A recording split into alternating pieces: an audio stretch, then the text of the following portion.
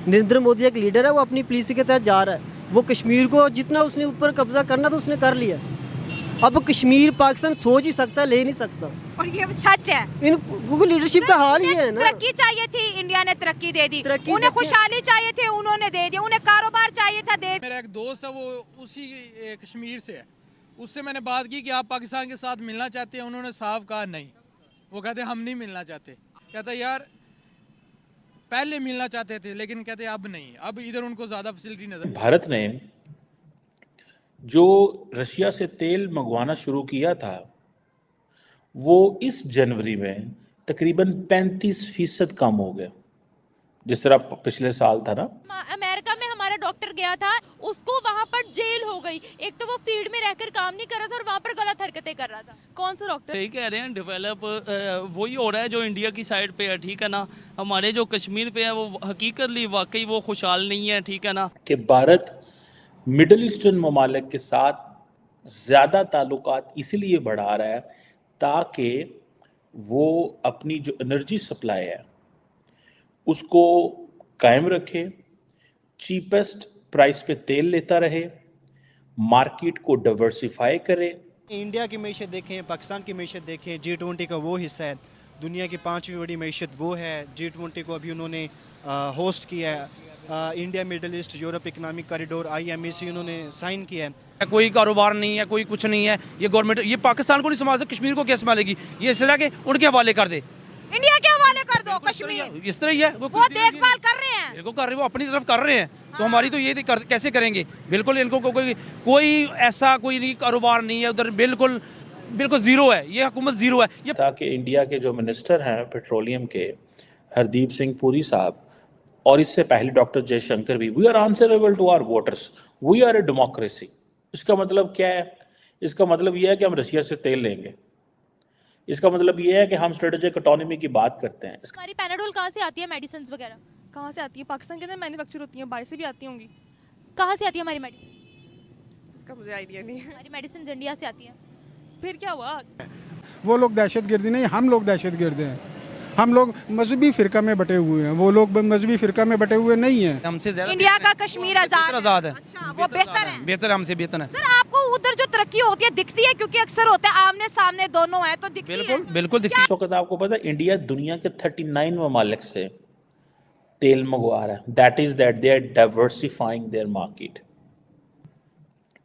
जो रशिया से तेल मंगवाना शुरू किया था वो इस जनवरी में तकरीबन 35% कम हो गया, जिस तरह पिछले साल था ना, जिस तेज़ी से हुआ।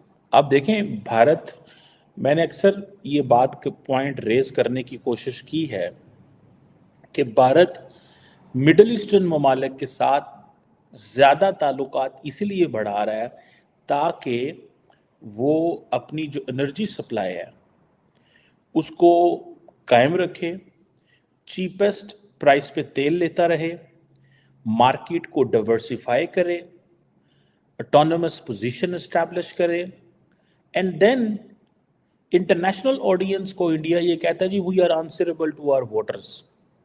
अभी मैं देख रहा था कि इंडिया के जो मिनिस्टर हैं पेट्रोलियम के, हरदीप सिंह पुरी साहब, और इससे पहले डॉक्टर जयशंकर भी, we are answerable to our voters, we are a democracy. इसका मतलब क्या है? इसका मतलब यह है कि हम रशिया से तेल लेंगे। इसका मतलब यह है कि हम स्ट्रेटेजिक ऑटोनॉमी की बात करते हैं। इसका मतलब यह है कि हमने अपने अवाम के हक में फ़ैसला करना है, और वो फैसला करने के लिए हमें जो कुछ करना पड़ा हम करेंगे। इंडिया ने, आपको पता है, जब मॉस्को ने इन्वेजन की क्रेमलिन पे, sorry yes, so not Kremlin, Moscow ने जब कीव पे इन्वेजन की यूक्रेन पे, तो एक शोर मचा, और उस शोर में इंडिया सबसे बड़ा बेनिफिशियरी था। कहा जाता है कि जनवरी 2022 जब ये इन्वेजन शुरू हुई फरवरी में, तो तकरीबन 1.27 मिलियन बैरल जो है वो डाटा ये बताता है कि इंडिया इंपोर्ट कर रहा था। भारत ने पाकिस्तान से ज़्यादा कर ली है तरक्की, जिसको कहते हैं डेवलपमेंट कर ली है, ज़्यादा कर ली है। वो कामयाब ज़्यादा हो रहे हैं। देखिए ना, वो चांद पे भी पहुंच गए।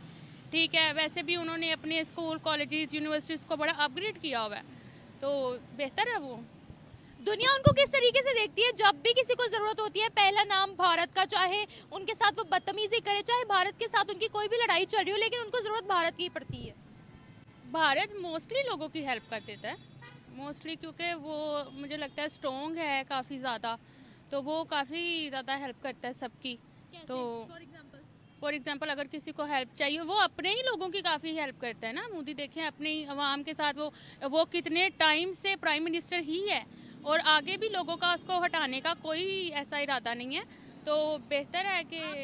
आपको कैसे पता? मैं देखती रहती हूँ। क्या देखते मैं सबको देखती हूँ मैं मोस्टली, मेरे अपने भी टिकटॉक पे 20,000 फॉलोअर्स हैं, तो मैं हर चीज़ में अपग्रेड रहती हूँ कि क्या करना है क्या नहीं करना। यानी कि आप भारत के मीडिया को फॉलो करती हो? हाँ, फॉलो करती हूँ, मैं देखती हूँ काफ़ी ज़्यादा।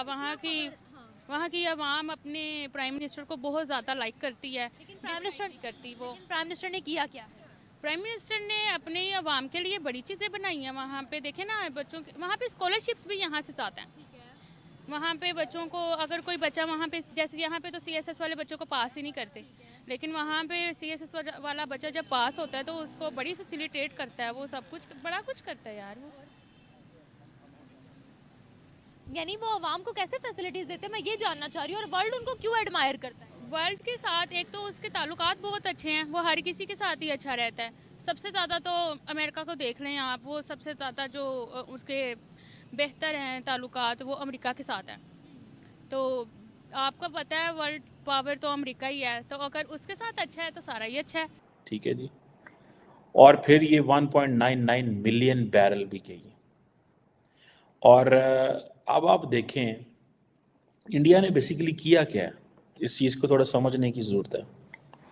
इंडिया का इंटरनेशनल जो एनर्जी एजेंसी है उसका फोरकास्ट ये है कि इंडिया की जो ऑयल डिमांड है वो तकरीबन 20% बढ़ेगी फ्रॉम 2023 टू 2030, जो कि 6.6 मिलियन बैरल पर डे पे जाएगी।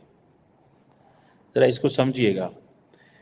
इंडिया जो है वो लार्जेस्ट ग्लोबल ऑयल डिमांड आप देखेंगे कि उसकी होगी, और ये डिमांड ये अगले 15-10 सालों में 8 सालों में आपके सामने आ रही है। दुनिया का जैसे कहते हैं ना 3rd largest oil importer and consumer है इंडिया, ठीक है जी। और उनको इस चीज़ की समझ यह है कि इंडिया अगर 6.6 मिलियन बैरल पर डे पे आ जाता है